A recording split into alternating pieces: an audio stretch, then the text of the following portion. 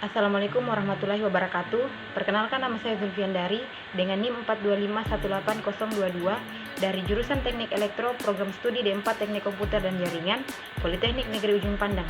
Dalam video kali ini saya akan mereview pemahaman saya mengenai switching konsep, dan ada beberapa poin yang akan saya jelaskan mengenai switching konsep tersebut.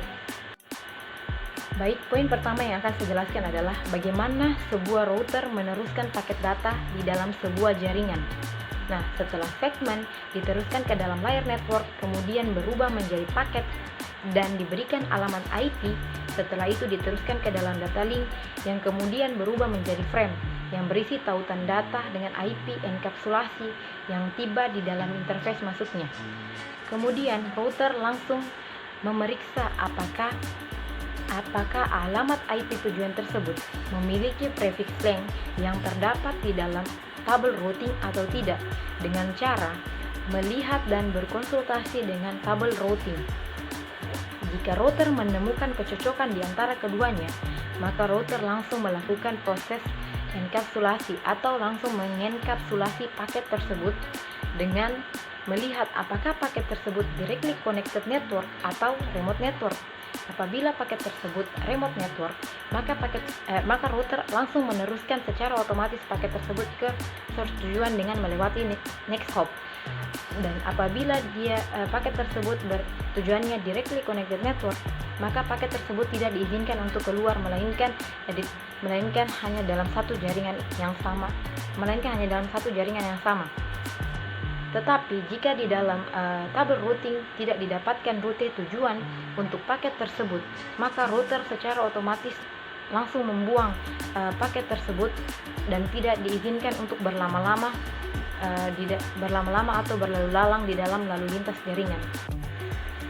Poin kedua yang akan saya jelaskan adalah bagaimana router menentukan jalur terbaik untuk meneruskan paket data di dalam sebuah jaringan. Nah, router akan meneruskan paket data di dalam sebuah jaringan apabila di dalam tabel routing terdapat rute yang cocok untuk IP tujuan dari paket tersebut. Apabila terdapat kecocokan, maka router langsung meneruskan paket tersebut dengan memilih jalur terbaik. Jalur terbaik tersebut diperhitungkan berdasarkan network yang paling banyak bit networknya atau yang paling tinggi prefixnya. Misalnya di dalam jaringan tersebut, jika di dalam jaringan tersebut terdapat prefix 30, maka router lebih memilih untuk ke arah prefix tersebut karena jalur itu merupakan jalur yang terbaik untuk meneruskan paket data.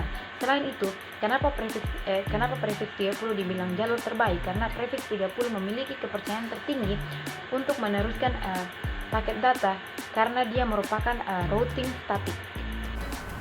Baik, poin ketiga yang akan saya jelaskan adalah bagaimana struktur dari routing table dan routing table tersebut digunakan oleh router sebagai penentu arah routing paket data.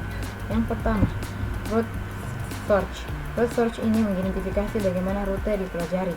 Yang kedua, destination network. Destination network adalah mengidentifikasi alamat jaringan tujuan.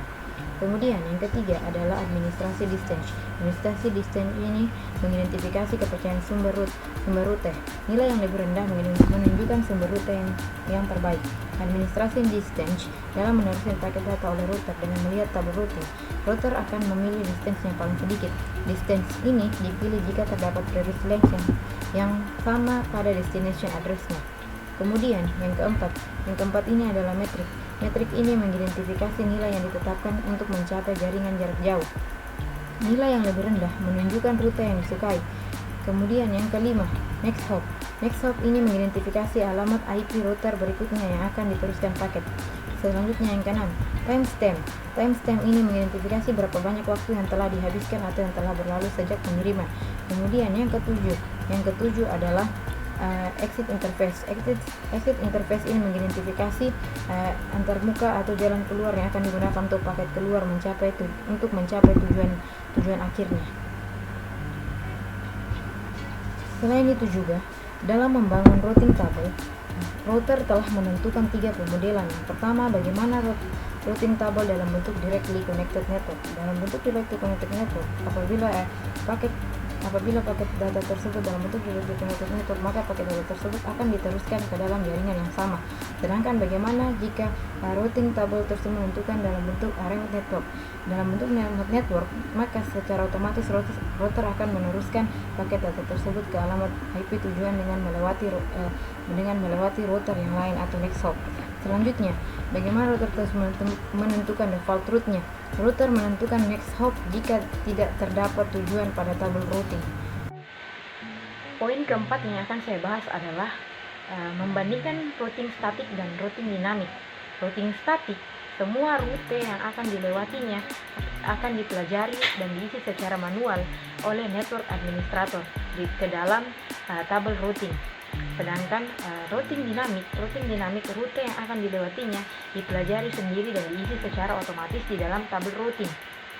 Nah, selain itu juga, ketika terjadi perubahan di dalam suatu jaringan, maka routing dinamik akan langsung secepatnya segera mengupdate dirinya dan informasi-informasi yang ada di dalam tabel routing sesuai dengan perubahan yang terjadi. Sedangkan routing statik akan membuat network administrator mengisi ulang kembali secara manual perubahan yang terjadi di dalam jaringan tersebut.